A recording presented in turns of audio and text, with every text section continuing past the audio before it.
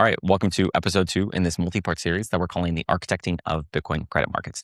Now, as a recap, if you didn't watch the last episode, we kind of gave a 30,000-foot view on Bitcoin-backed credit as a whole. We started at this very high level where we described simple applications like posting Bitcoin as collateral and borrowing dollars against it. We then kind of shared that in more sophisticated credit markets, there's usually a financial plumbing layer below that, which allows these types of applications like Bitcoin-backed borrowing to tap into larger and larger sources of liquidity. And ultimately, the ultimate source of liquidity is something called repo, where trillions of dollars sit and usually is the funding source for the entire global economy. And so the intention of this series and these whiteboards is really to kind of go through these layers and say, are there novel ways that maybe we can just improve the consumer-facing Bitcoin-backed borrowing applications? Well, if we can do that, then can we take it one layer deeper and rebuild the financial plumbing layers that allow those applications to tap into the more liquidity? And then if we can do that, then really it's like, how far can we push the limits of Bitcoin as a credit asset in the global financial economy? Like, is there a world where Bitcoin-backed credit primitives could actually underpin the source of even non-Bitcoin activities? And so these are all questions that we're going to explore. And in this video in particular, we're going to kind of take a step back and we're going to talk about DeFi. Because DeFi, or decentralized finance, was this promise that we would rebuild the world's financial system on a blockchain, right? And so within that includes credit and borrowing and lending, like we're talking about. And so in this video, I think we'll take a very real look about what failed in DeFi, what has actually been wildly successful, and then where the current structural ceilings sit.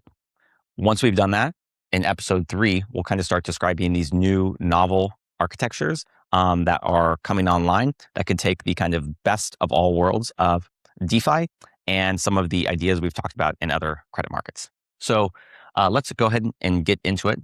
I'm going to describe 3 different protocols. We're going to speed run it, so it won't be super detailed, but we're going to talk about ETHLend in 2017.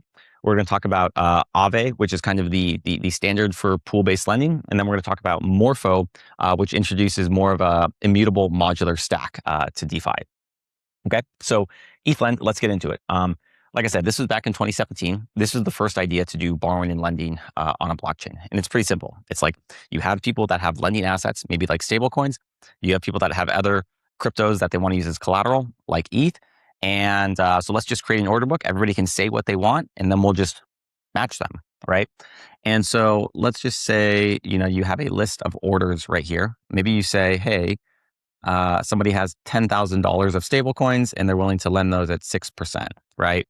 Somebody else says, I have maybe I'm looking for $25,000 and I want it at, 5%. Okay. If you want to try to visualize what an order book like this looks like, it may look something roughly like this, where you have the amount of dollars on this axis and then the interest rate on this axis. And so we can say that the midpoint, maybe of the most recent loan that was originated that people agreed to the terms on, was at 5%. And then the order book would show, but look, like if you're willing to go higher on the interest rate, you have more liquidity. This makes sense. A borrower is willing to pay higher interest rate. So liquidity providers say we have more dollars available to you. Alternatively, if the interest rate was willing to go down, you have more borrowers. This side would be the borrowers. You have more borrowers that are essentially willing to take on loans. Now, in theory, an order book is optimal for doing what's called price discovery, all right? So the pro here is price discovery because it's 2 people just ultimately agreeing on the exact price that they want. This is going to be different from what we describe in Aave, but keep in mind that its probably best attribute is price discovery. The other thing that order books are very good at is creating bespoke loans, okay? If you just have 2 people that are kind of agreeing on a loan, you can say things like, well, I'm going to give this person 5%. I'm going to give this person 6%. Hey, this person I need KYC from. This person is Michael Saylor, so I'm comfortable giving him a lower interest rate. Like, you can customize the loan terms to whatever you want. I think a concrete example here would be different maturities as well.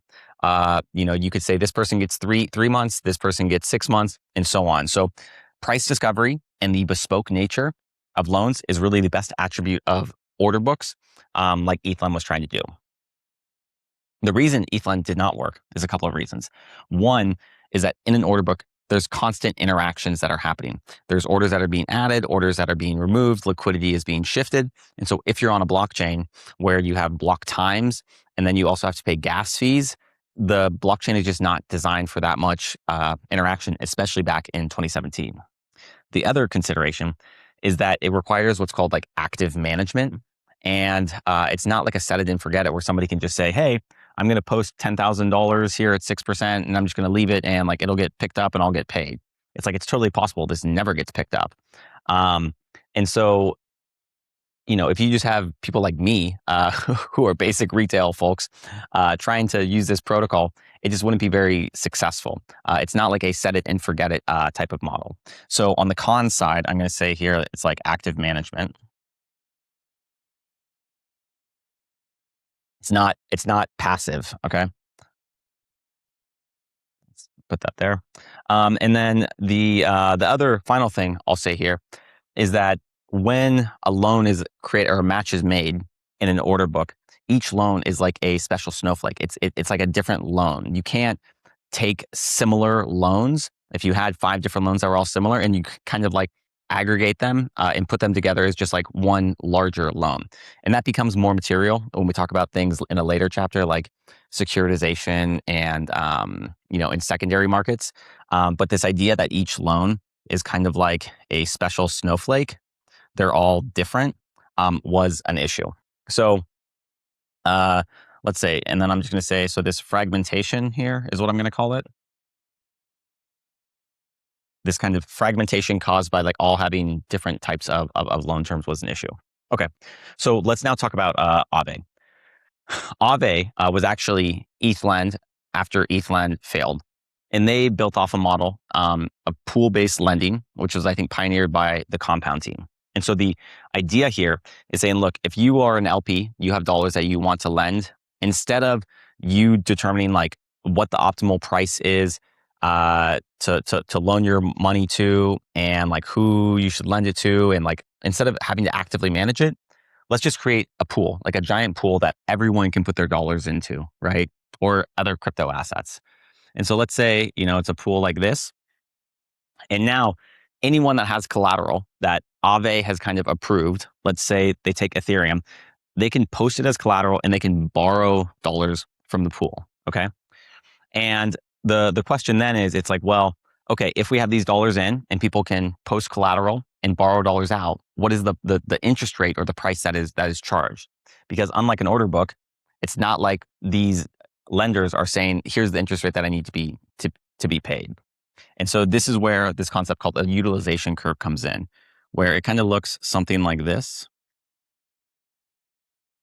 And what this is basically saying, it's saying the more supply of the dollars that have been loaned out, the higher the interest rate that's going to be charged is going to be. You know, if nobody is using the pool and all the dollars are just sitting there, then a lower interest rate could be charged.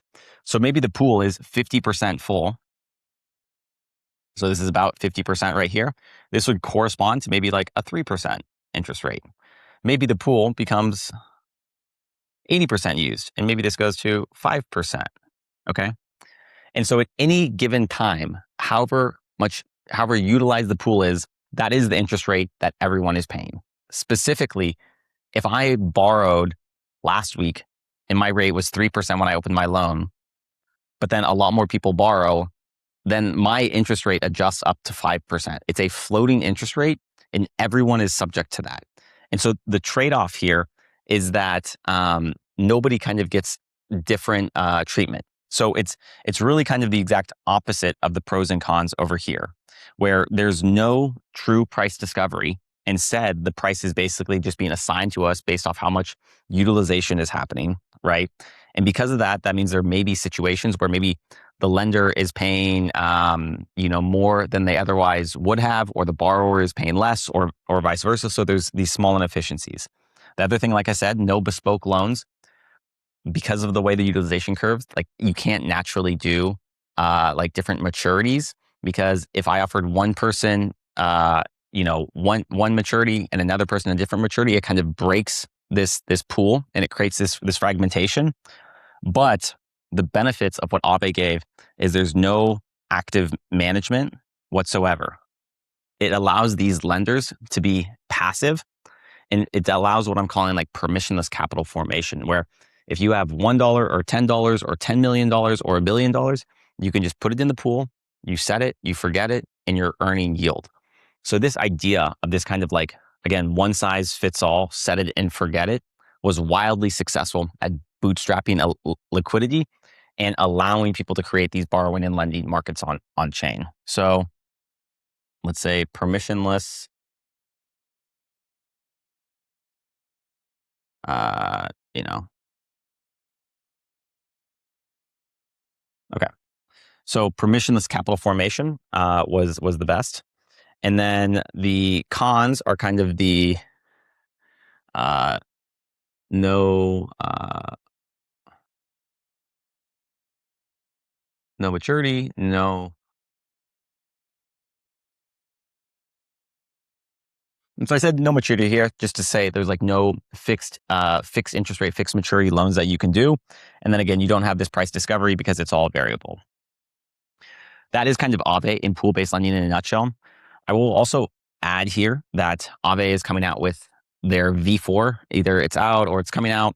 And I'll briefly just describe that.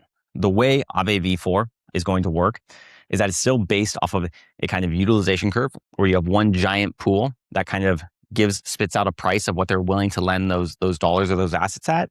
But you can create these different spokes. Okay. And so maybe one spoke is Bitcoin, and they essentially assign like a risk score to the Bitcoin collateral. And so maybe because Bitcoin is the best asset, it's like plus 0 interest, where if you're getting charged 3% out of the pool, it's also 3% here. There's no additional interest rate. And maybe ETH, they probably also have ETH at 0% because it's seen as pristine collateral in the Ethereum ecosystem.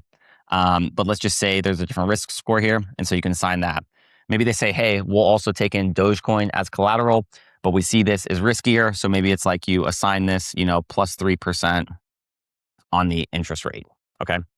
And so what's important to know here, and I kind of touched on this, is that within a given spoke or a given pool, all the loans are essentially going to look the same. Okay.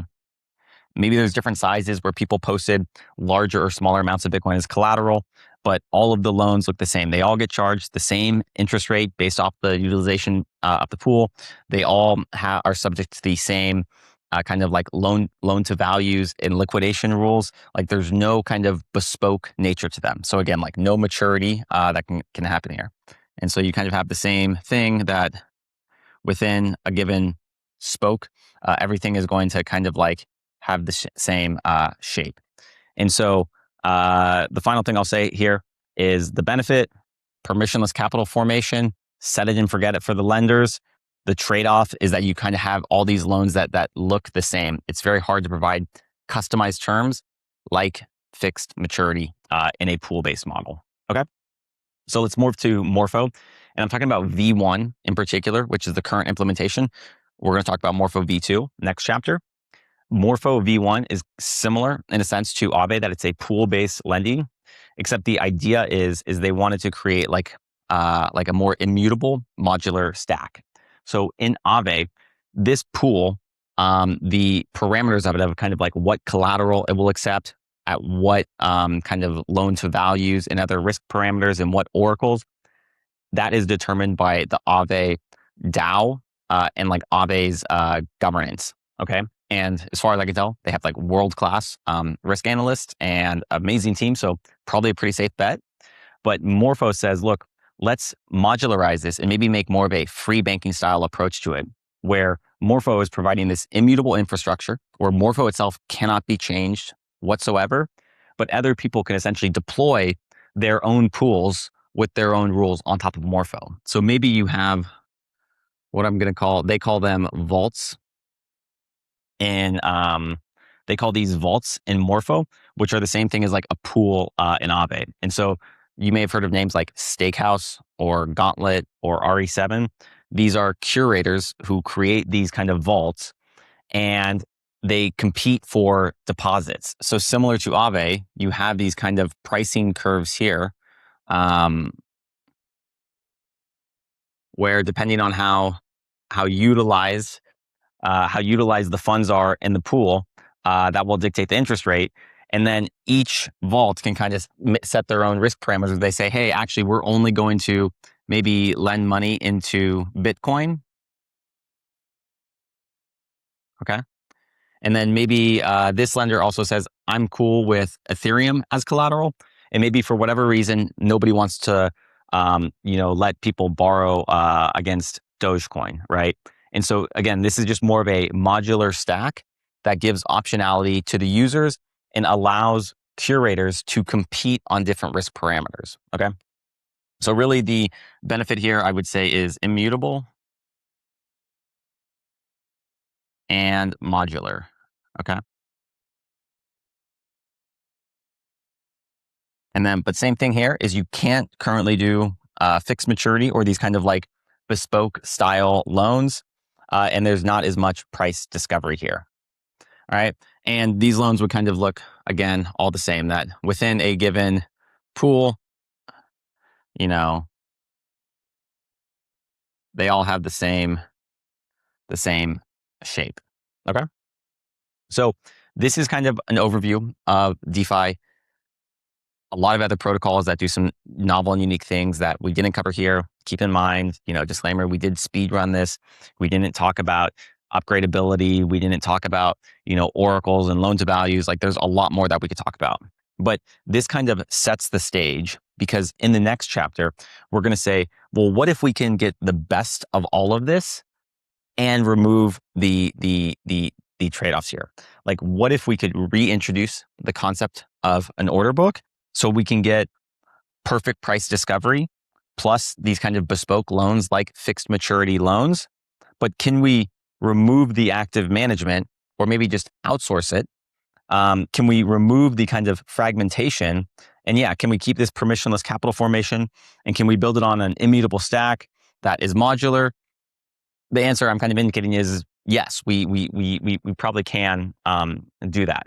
So hopefully this video made sense. It will, again, set the stage for a novel architecture that we talk about next chapter. And then we'll tie that back into the whole Bitcoin-backed credit conversation and how we can proliferate Bitcoin as a credit product throughout the world. So yeah, thanks for tuning in. Make sure you check out the next episode.